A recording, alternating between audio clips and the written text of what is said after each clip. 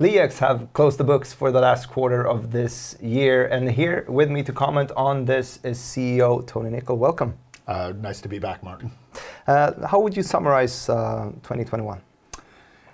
Well, I think I could probably take a few minutes to summarize 2021, but in a nutshell, I think for the LEAX group, in summary, I think 2021 has been an exceptional year for us. But without a doubt, it's been a real challenging year. As I think you'll understand, there's a lot going on in the world these days, and certainly some of the things that are happening outside of LEAX control has had an impact on 2021. But in general, I think we've had a really great year. So let's look a bit at the numbers as well. Net sales, they amounted to 443 million compared to 463 a year ago. And the adjusted EBITDA amounted to 39.7 compared to 58.6. It's slightly less than a year ago. What's behind the decline? Well, you're referring specifically, Martin, to our Q4 numbers, for sure.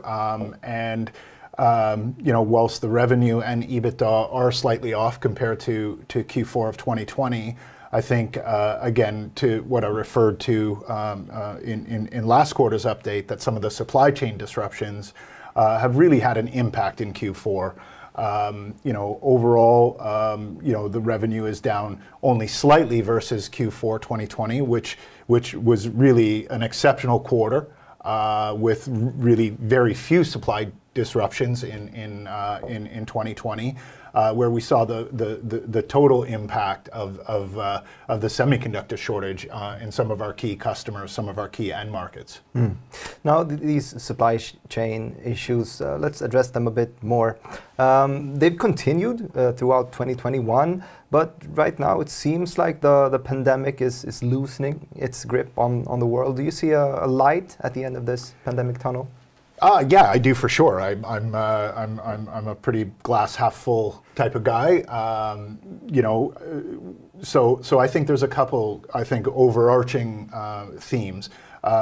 We do see a light at the end of the tunnel for the pandemic, but things are popping up as you're aware with Omicron and just kind of sporadic outbreaks of the pandemic. We see that having an impact within the supply chain where certain regions are actually getting shut down to the pandemic. But as you say, I think there is a light at the end of the tunnel there. Where I still have some concerns is just in the supply chain in general and with the semiconductor situation specifically. I think that we are not out of the semiconductor situation. I think that's a midterm problem, and we're expecting to have further disruptions due to that, more specifically than the pandemic. Talking about the glass being half full, you write in the report that the underlying demand for LEAX's products and services is strong. How is this noticed? Well, I think you could see, specifically in the fourth quarter, where, as I mentioned, fourth quarter 2020, our revenue, I'd almost call it a bit of a perfect quarter for us. We didn't have any stoppages or anything like that. In Q4 of 2021, even though we were down literally 4.5% on revenue, which is a marginal amount.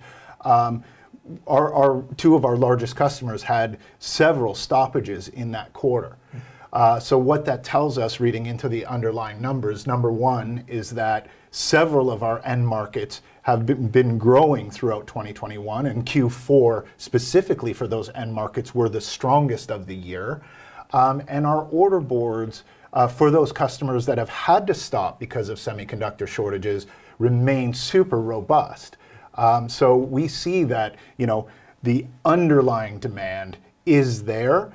We see it in all of the end markets that we serve. We just see these short-term situations really hitting the mobility markets more than any. Now, one thing you talked about in the report as well is the flexibility and how you work with production to deliver your products. It it's been affecting profitability. It's clearly stronger during 2021 than last year. How have you worked with production flexibility and cost management overall?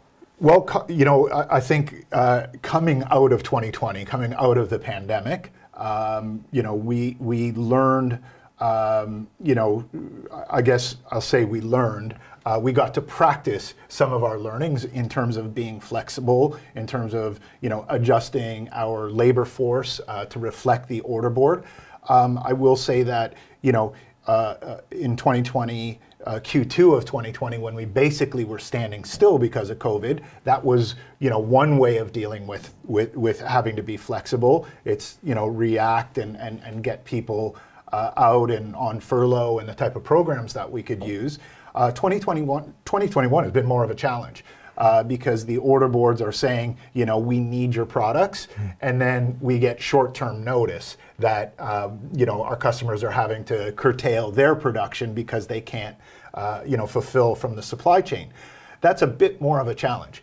Again, we've been just working on the type of practices and best practices that we've developed over time to be flexible. That's getting people out, using vacation days and the type of programs that we can, and then getting people back in a hurry when our customers are starting to produce again. A real challenge, as I've said.